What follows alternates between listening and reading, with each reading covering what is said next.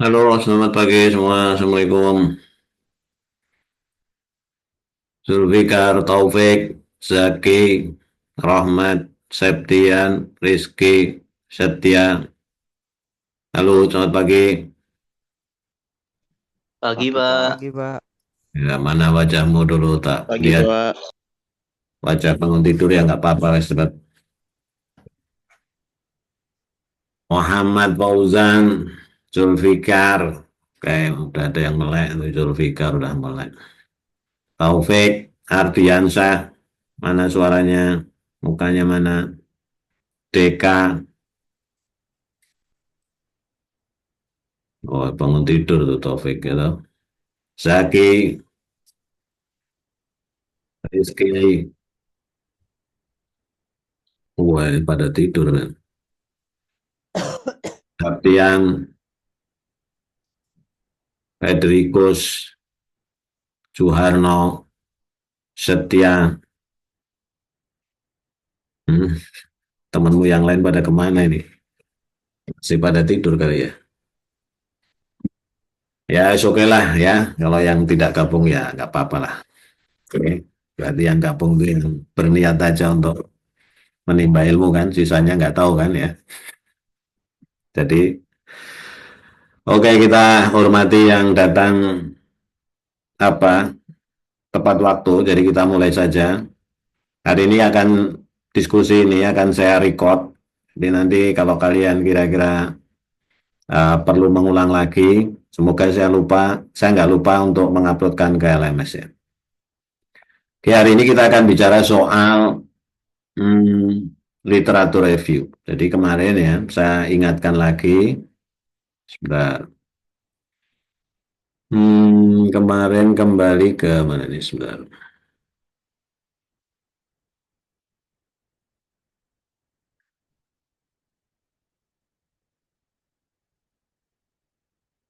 Ya, kita kemarin sudah belajar satu adalah soal merumuskan penelitian. Kemudian apa yang dilakukan ketika merumuskan penelitian? Satu, kemarin kalian sudah belajar bagaimana memilih topik yang menarik, kemudian relevan dengan bidang studinya. Kemarin ada 3 orang ya yang mempresentasikan. Satu, siapa itu? Perempuan Kiki. Yang kedua, saya agak lupa namanya. Kemudian ada yang ketiga itu ya. Kemudian sudah menentukan topik yang menurut kalian menarik. Kemudian kamu melakukan observasi awal. Observasi awal kemarin kamu lakukan dengan cara mencari literatur utama ya. Literatur utama. Jadi nggak banyak-banyak biasanya kalau literatur utama. Kemudian bahwa kalian juga sudah memastikan eh, topik penelitiannya itu memiliki nilai akademik dan praktis, ya kan? Sudah kemarin ya, kemarin ada yang memilih topik tentang hidrolika, hidrologi terkait banjir. Kemudian yang kedua itu kalau nggak salah kemarin topik soal air quality index atau pollution ya, akibat dari apa lahan hijau ya, lahan hijau yang ada di perkotaan gitu ya. Oke lah, itu suatu topik yang menarik menurut kalian dan relevan di bidang studinya. Bidang studi itu adalah teknik sipil. Jadi jangan sampai kalian tuh memilih topik soal manajemen keuangan atau soal hukum apa gitu kan, itu tidak sesuai dengan bidang studi kalian gitu ya. Kemudian sudah dilakukan observasi awal, kemudian memiliki nilai akademik dan praktis. Selanjutnya, pekerjaan yang cukup berat itu adalah studi literatur. Jadi teman-teman sekalian, studi literatur itu ada beberapa istilah ya. Jadi nanti kalian jangan bingung kalau ada yang mengistilahkan satu, ada yang bilang studi literatur. Kalau di panduan penulisan skripsi kita itu istilahnya adalah kajian pustaka. Kemudian ada yang memberi istilah literatur review, ada yang memberi istilah kajian literatur, itu barangnya sama, ya kan? Intinya adalah studi literatur itu adalah mencari referensi, beberapa referensi yang akan mendukung penelitian kalian. Nah, secara apa? Sebentar. Ya, ya.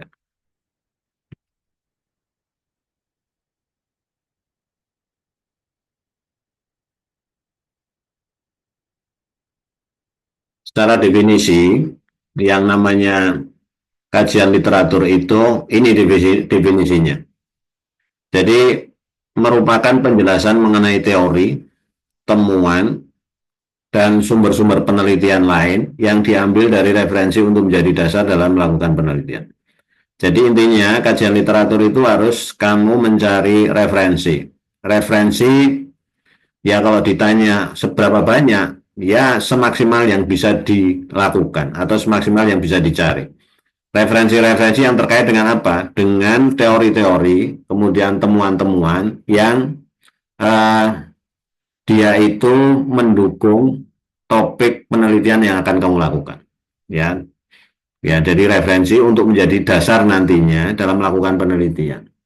Jadi ini yang harus dilakukan selanjutnya. Setelah kalian menemukan topik kemarin ya, kemudian sudah observasi awal, kemudian lanjutannya itu adalah tadi tinjauan pustaka, literatur review, kajian pustaka atau kajian literatur ya, istilah-istilah itu sama ya.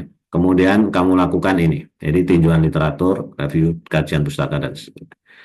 Nah ini sebenarnya biasanya dilakukan secara manually. Kalau manually itu ya gampangnya kalian mencari di biasanya kan ya sekarang itu di Google Scholar kan gitu ya.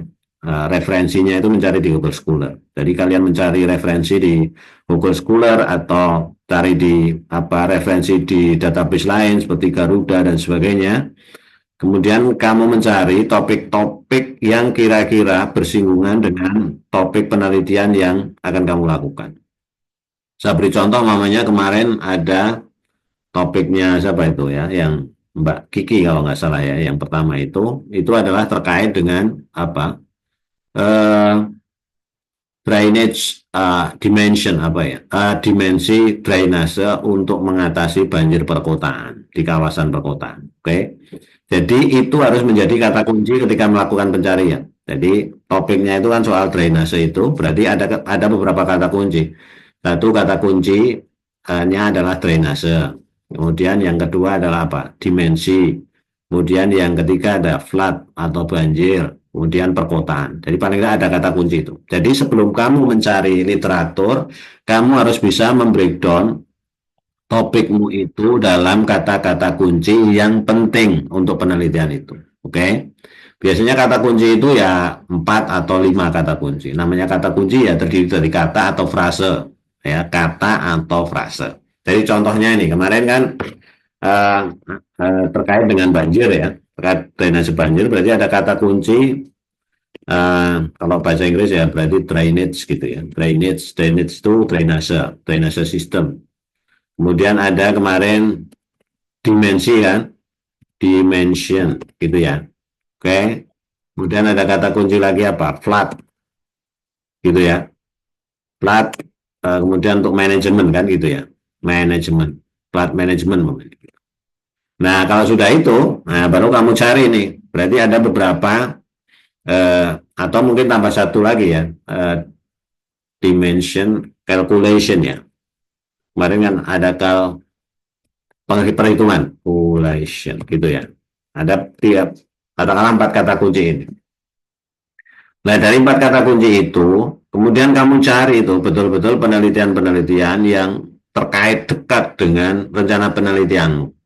Nah, kemudian kamu pelajari apa namanya paper-paper itu. Nah, kamu bisa dengan bantuan kemarin saya sampaikan ada chat PDF, ada chat GPT dan sebagainya. Tapi kamu pilih itu literatur-literatur itu untuk kamu coba baca, kemudian kamu simpulkan apa yang mereka lakukan terhadap apa penelitian yang mereka lakukan ya. Mereka melakukan apa di penelitian itu. Kemudian dari itu, kemudian kamu sarikan mungkin beberapa variabel atau metode yang bisa digunakan untuk penelitianmu gitu ya. Kira-kira seperti itulah. Nah, dulu apa namanya conventionally literatur review itu yaitu menggunakan cara-cara seperti ini.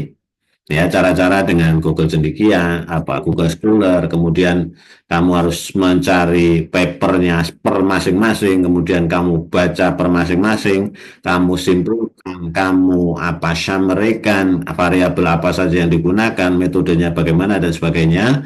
Nah, kemudian kamu mencoba memilih beberapa metode yang bisa digunakan atau variabel yang mungkin bisa digunakan dalam penelitianmu terkait dengan penelitian mereka gitu. Itu kira-kira seperti itu.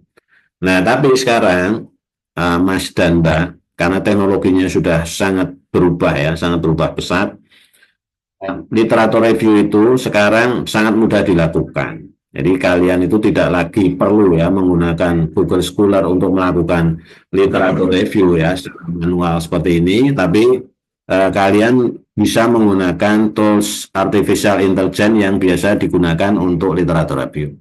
Nah, hari ini saya akan menunjukkan salah satu atau dua contoh AI yang bisa digunakan untuk literatur review. Ya, oke, nanti kamu coba pelajari di rumah ya. Oke, kalian masuk nanti ke Google, kemudian kamu cari ada AI yang biasa digunakan untuk literatur review namanya Perplexity.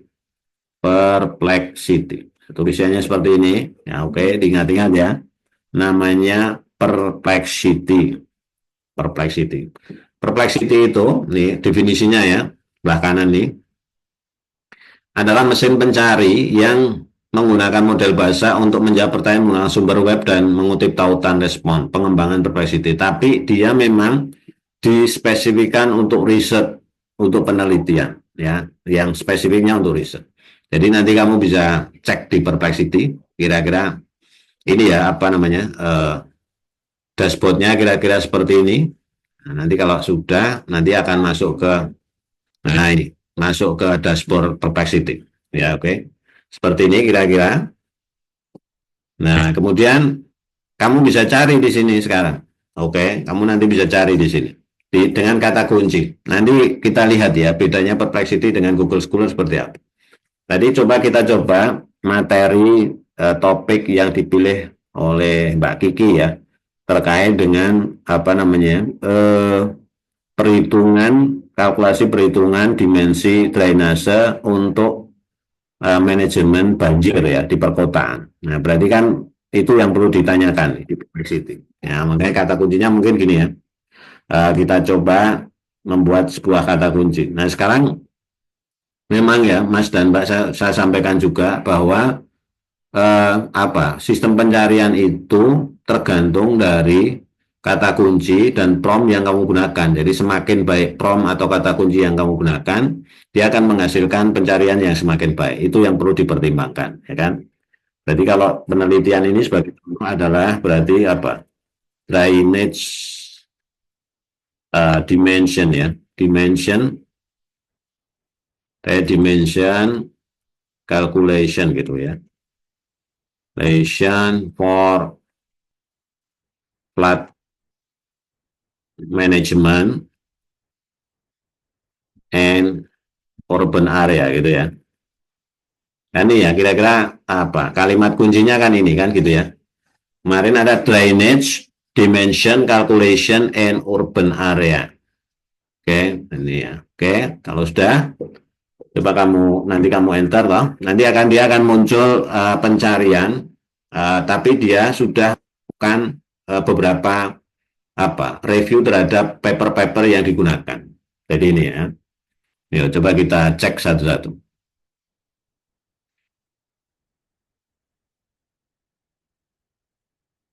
Oke, sebentar. Nah, ini contoh nih.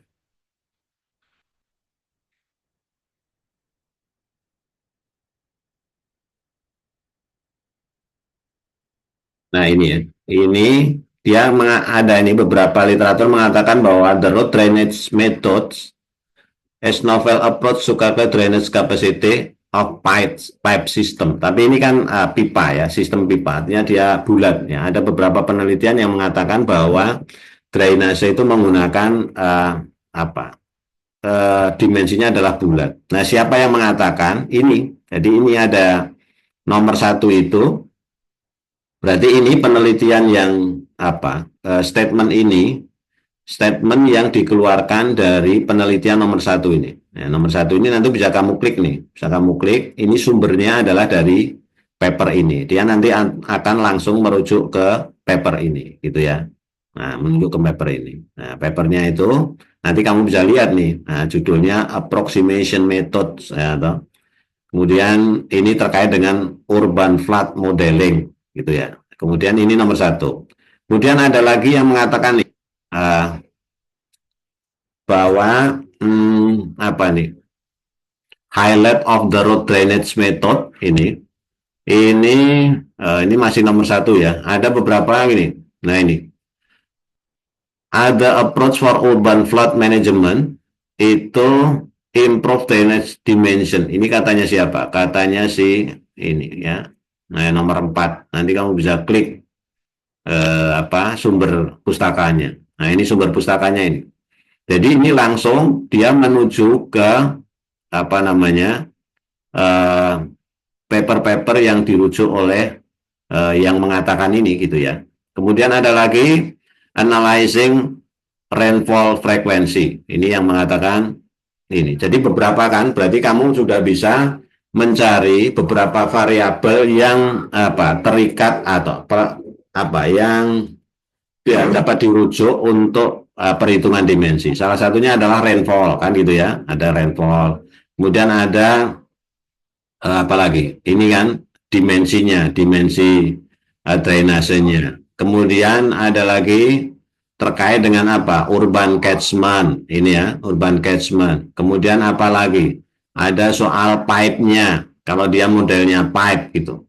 Nah, kemudian Perplexity itu menyarankan juga apa beberapa apa ya deep review. Nah, deep review itu bisa kamu cek di bagian bawah ini, gitu ya. Contoh, dia nambahkan, perlu nggak kamu mencari pertanyaan soal how does the road drainage method improve accuracy of flood simulation? Nah, kalau kamu memerlukan jawaban soal ini dan dia mendukung ke penelitianmu, kamu bisa di-expand lagi tuh, expand lagi. Contoh mamanya terus, kalau kamu tanya lagi, mamanya kamu perlu beberapa apa masukan terkait variabel apa saja untuk menghitung flood plan gitu ya, flood management plan gitu ya. Kamu bisa tanyakan lagi namanya variabel variabel for flood for calculation ya, calculation of drainage dimension gitu ya, for flood management gitu. Gitu ya, kamu bisa tanyakan lagi. Nah, ini nanti dia akan memberikan beberapa jawaban terkait dengan itu. Nah, ini contohnya. Apa saja variabel yang harus digunakan? Satu ada rainfall intensity, apa intensitas hujan, ya kan? Ini ada intensitas hujan. Ini variabel ini katanya siapa? Katanya si nomor 3 ini. Nomor 3 itu siapa? Penelitiannya siapa? Nah ini, ya kan? Langsung merujuk ke papernya, kan? This based on the time concentration of drainage basin. Nah, dia harus apa? Ini jadi kalau mau menghitung apa dimensi dari drainase untuk flood management atau manajemen hujan, kamu harus punya data rainfall, intensitas rainfall. Kemudian apa lagi? Itu kata siapa? Kata si nomor 3, nomor 1. Ini katanya sih itu ya. Jadi ini nanti terus diberikan di sumber pustakanya gitu ya. Kemudian apalagi geometric and hydraulic variable. Hydraulic geometrik itu berarti terkait dengan kemiringan lahan, terkait dengan apalagi ya konturnya dan sebagainya kan gitu ya. Kemudian apalagi contoh namanya time of entry. Time of entry itu ya kamu menghitungnya per waktunya berapa, per 5 menit, per 15 menit dan sebagainya. Nah, ini beberapa variabel yang nanti tentunya akan digunakan sebagai dasar perhitungan apa tadi dimensi saluran untuk apa menampung banjir kan gitu ya. Nah, ini yang disebut dengan literatur review. Jadi literatur review itu, Mas dan Mbak, kamu harus bisa sampai menemukan variabel apa saja yang harus kamu gunakan dalam penelitian. Nah, variabel itu yang nanti akan menjadi dasar kamu itu mencari data, data yang diperlukan apa saja, gitu ya. Ini yang digunakan untuk nanti basisnya untuk melakukan perhitungan-perhitungan di penelitian. Jadi intinya literatur review itu adalah mencari teori-teori penelitian-penelitian yang pernah dilakukan yang akan mendukung penelitian yang akan kamu lakukan, gitu ya. Ya, ini biasanya menggunakan saya biasanya menggunakan Perplexity sebagai tools untuk membuat literatur review. Nah, nanti yang teman-teman ini nanti yang akan kamu bahas akan kamu isikan dalam subbab literatur review, kira-kira seperti itu. Kemudian contoh lagi ya, kemarin ada yang menarik, kemarin kan ada yang akan meneliti soal apa kemarin, influence pengaruh dari uh, lahan hijau gitu ya, Greenland gitu ya. Greenland uh, so air quality ya, quality and urban area kemarin dia menggunakannya approach by by air quality index ya, quality index and GIS ya, gitu. Kita coba ya. Nah, ini nanti dia akan menghasilkan, dia akan searching dulu lah ini. Nah, ini beberapa penelitian yang pernah dilakukan atau penelitian pendukung. Nah, ini contoh nih. Contoh yang kedua ini, spatial analysis with GIS. Berarti dia mengatakan satellite imagery and GIS technique reveal that area with higher green space coverage. Nah, jadi kamu nanti bisa menggunakan ini, satellite image, untuk menghitung green space coverage. Nah, gitu ya. Ini kan ada itu, udah pernah dilakukan. Berarti mungkin data yang diperlukan adalah data citra satelit kan gitu ya, Mas. Data satelit gitu ya.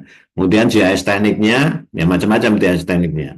Kemudian ada lagi, ini dia mengatakan soal polutannya ya, polutannya gitu ya.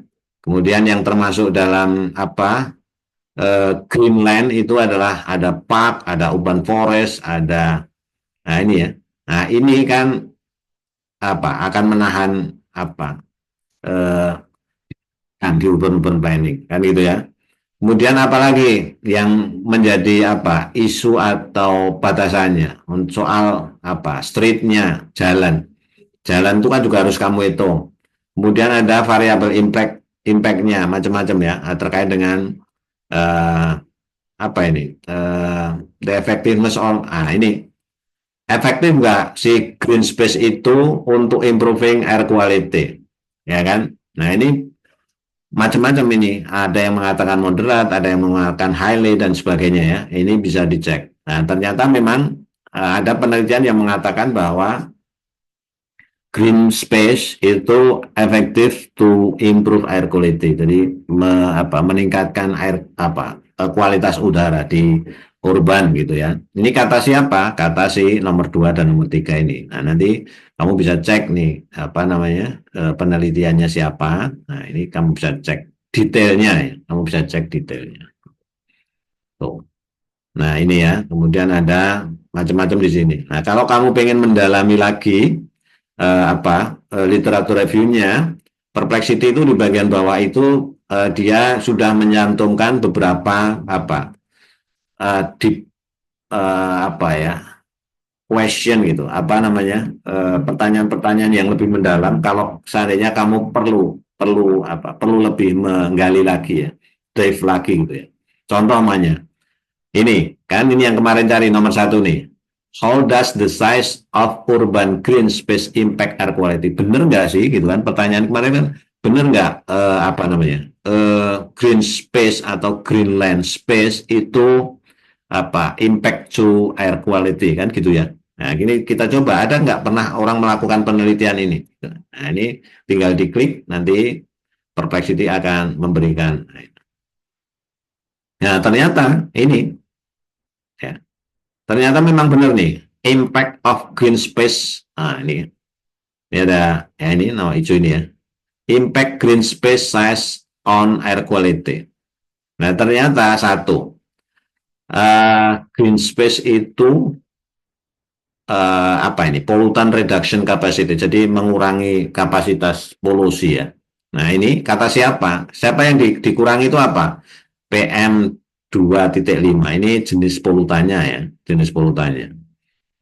Nah ini ada yang mengatakan juga nih, for example, a unit increase in the size of urban green space is associated with reduction in PM2.5 concentration. Nah, ternyata penelitian dari nomor satu ini, penelitian dari Impact of Building Environment and Urban Green Space itu mengatakan bahwa a unit increase, jadi peningkatan satu unit apa urban green space itu berasosiasi dengan pengurangan PM2 apa ini jenis apa jenis polusinya ya, PM2.5, konsentrasi PM2.5. Oh, berarti benar tuh. Jadi apa peningkatan green space itu bisa mengurangi apa polusi udara khususnya pada parameter PM2.5 kan gitu. Nah, itu perlu kita buktikan terusan kan.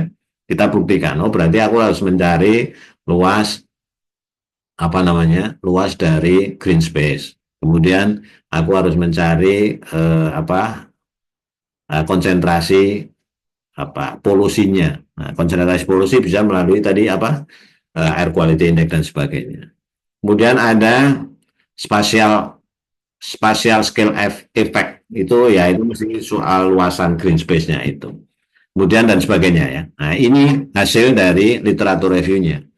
Jadi sekarang yang harus kamu lakukan setelah kalian ketemu topik tadi penelitian, kemudian lanjutannya, dive-nya itu, deep-nya itu, kalian harus mencari literatur yang mendukung, nah ya, yang nanti akan apa? Kamu tahu soal teorinya, variabelnya, kemudian metodologinya, yang bisa kalian lakukan berbasis dari literatur review yang kamu jalankan atau yang sudah kamu lakukan. Oke ya.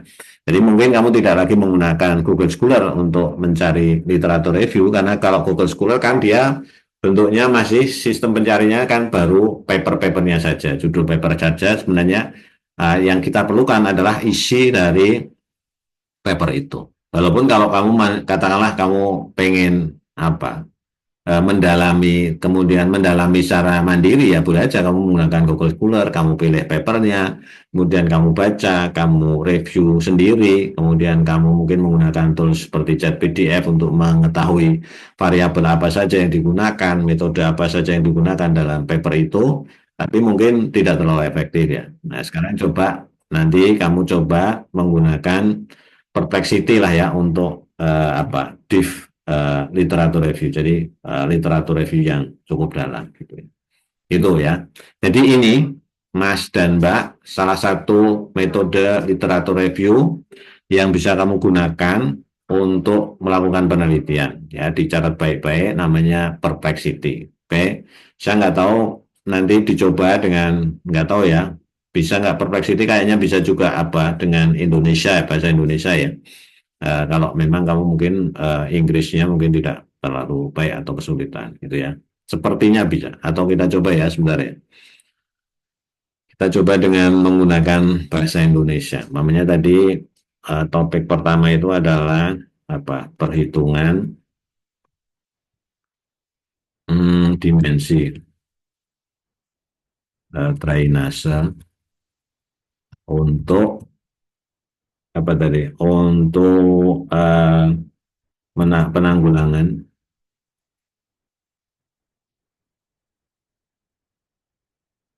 banjir perkotaan. Oke, kita cek. Nggak tahu, semoga jawabannya. Oh, ternyata jawabannya tetap bahasa Inggris ya. Oke, tapi dia bisa memahami bahasa Indonesia. Oke, jadi ini kan, nah, kamu udah tahu nih general step-nya yang harus dipertimbangkan apa?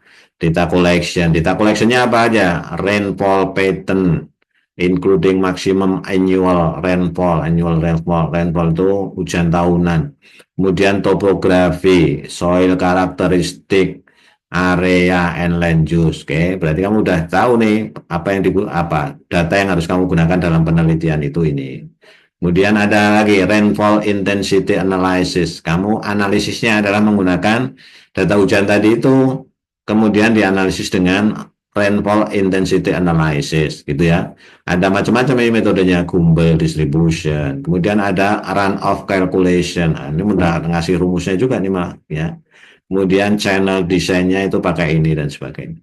Nah, ini salah satu yang keunggulan Perplexity. Kalau kalian menggunakan ChatGPT itu sumber-sumbernya ini nggak ada. Kalau ini kan sumbernya ada nih. Rainfall Intensity Analysis. Siapa yang bilang? Ya ini nomor 2 ini. Kalau kamu pengen lebih detail ya kamu tinggal klik aja paper ini. Ada perencanaan dimensi saluran drainase dalam. Kemudian ini ada rumus ini siapa ini dan sebagainya. Oke, ini seperti ini.